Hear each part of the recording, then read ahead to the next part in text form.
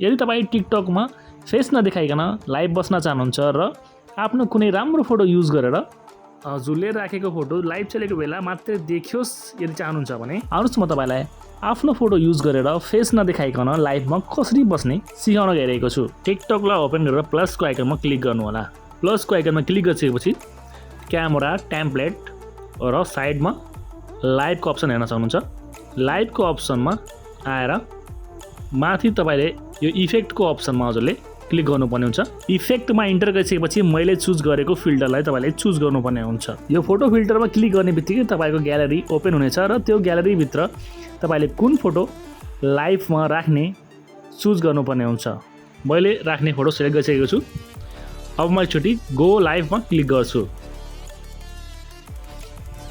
Timer start हुने बित्तिकै तपाईँको लाइभ अन हुनेछ र एकपटक फेरि तपाईँले आफ्नो त्यही फोटोलाई चुज गर्नुपर्ने हुन्छ। मैले एकपटक फेरि आफ्नो त्यही फोटोलाई चुज गरिसकेको छु र अब तपाईँले हेर्न सक्नुहुन्छ मेरो फोटो लाइभमा देखिरहेको छ र अब मेरो आउने भ्युअरहरूले मैले लगाएको फोटो मात्रै हेर्न सक्छन्। यसरी नै तपाईँले आफ्नो कुनै पनि फोटोलाई, आफ्नो कुनै पनि इमेजलाई लाइभमा युज गर्न सक्नुहुन्छ। भिडियो मन परेको छ भने लाइक र च्यानललाई सब्सक्राइब गर्न नबिर्स्नु होला। हस्त धन्यवाद। जय नेपाल।